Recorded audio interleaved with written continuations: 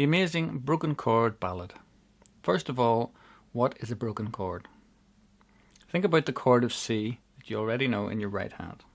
Now, instead of playing the three notes at the same time, play them one at a time, starting with the C. So you've broken the chord up into three notes. Try it with your left hand. C. You're going to make a sweeping melody line using broken chords. So first of all, play a single C note 2 octaves to the left of middle C in your left hand.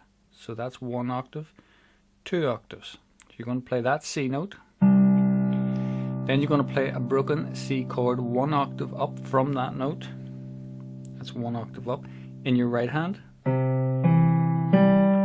Then you're going to lift your left hand over your right hand and play the next broken C chord another octave up in your left hand. And you're going to bring this hand underneath and finally play a last broken chord 1 octave up again in your right hand. And you're going to keep the sustain pedal down throughout the whole sequence. So right hand sustain pedal on, lower C note,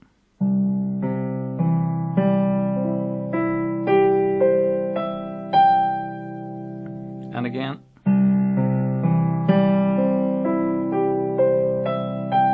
and you get a nice ringing tone. Now let's see if you can play the same pattern, but this time use the chord of F. So you start with the F note, 1 octave up, you play a broken F chord. The next broken F chord, lift your hand over to your left hand and under to the next F.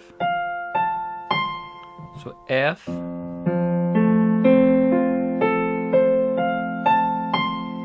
okay, get the idea?